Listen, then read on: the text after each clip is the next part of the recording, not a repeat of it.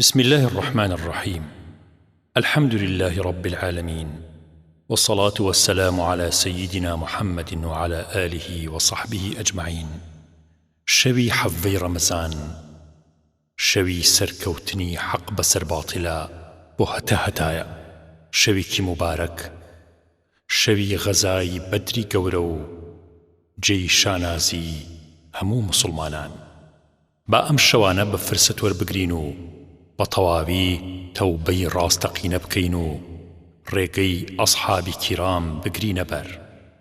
عزيزانم، خواناس بن فراموش كردن بو أو ذات النية گرایل بن أو ذات سربيچي ناكريت هل مشاخن بقضا وقدريا تواناي بربركاني إرادي أو تانية أو ذات برحمة دروسكرا رازق أول آخر ظاهر باطنا دائمي هتا هتايا هرچيكي ويست أنجامي دات لا يسأل عما يفعل وهم يسألون دبخشيتو ديشي قريتوا سودو زيان لدستي أودايا مرين نرو زيندو كرويا چاوەڕوانی تەنها لەو دەکرێت لە هیچ مەترسن تەنها لەو بترسن. حیفە مرۆڤ لە غەیری خوا بترسێ. لە بازنەی شەریعەتا بن، هەرچیتانەوێت و پرسی هەرچیتان هەیە لە ژیانتانە لە خوای گەورەی بپرسن، لە حەزرەتی ڕەسوڵ اللای بکەن صلی الله عليه وسلم، لە فەرمانەکانی خوا و پێغەمبەری خوا دەرمەچن.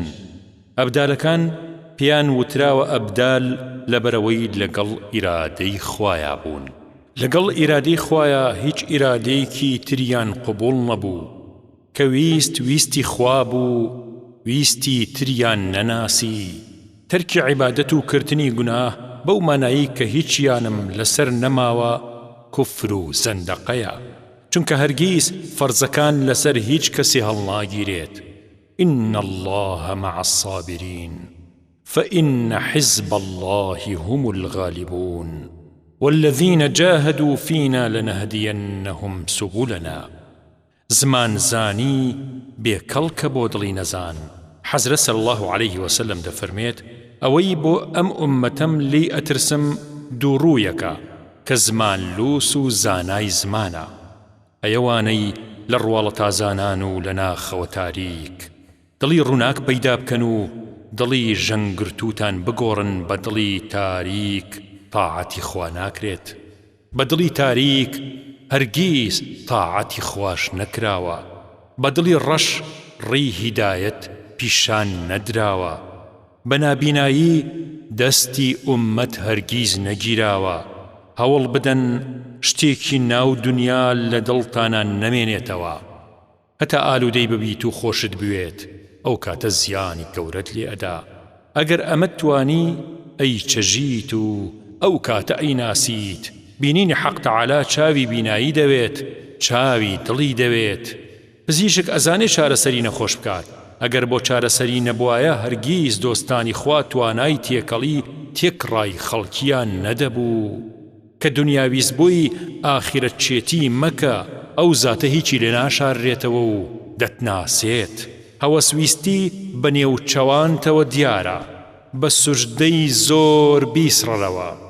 تۆ بە لە ڕیا و لە دووڕوویی بکە و شەرم مەکە و دانی پێدا بنێ. هەر بۆیە هەندێک لە ئەهلی ئیخلاس فەرمویانە ڕیایی و دووڕوویی لە زۆرینەمانە هەیە، بۆیە تەنها ڕیاکار ئیخلاسی تەواو دەناسێتەوە. زۆر نادیر و کەمە کە لە هەموو تەمەنیا ڕیای نەکردبێت. کەسێک بەو جۆرە زۆر نادیرە. تەوبە لە ئاوە نەخۆشیەک کە بەردەوام هەیە و ناڕوات دانانە بەڕاستیە. تەوبە لە دووڕوویی و ڕیا تەوبەیەکی ڕۆژانەیە و دەبێ هەموو ڕۆژێ ئەنجامی بدەین. گوناه دەردە و تاعەت دەرمانە. تەوبەکردن لە سەرخۆشی و مەدهۆشی گوناه دەرمانێکی گەورەیە. کە موریدی ڕێگای حەق تەعالا بووی دەستت لە کەسێ پان کردەوە دەعواکەت باتیلە.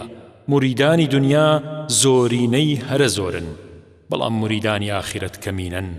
مریدانی حەق تەعالا زۆر کەمن، نادر و ناوازن و زۆر کەم هەڵ ئەکەون و ئەبنە مەردەکانی قەدەر ئەوەندە معدنێکی ناوازە و ئەسیلن دەست بەرزکەنەوە حەق تەعالا دوعایان ناداتە دواوە دوعا بۆ بارینی باران بۆ لابردنی بەڵا بۆ نەهامەتی هەرچی داوا بکەن قبوڵکراوی لای خۆی تەعالان ئەم جۆرانە دەبێت بە ضەرورەت و واجب لە سەریان کە تێکەڵی خەڵکی بکەن چونکە پێویستن بۆ خەڵک چونکە تەبیبی چارەدۆز و دەوای دەردی گرانی خەڵکن. آمین يا مجيب السائلين.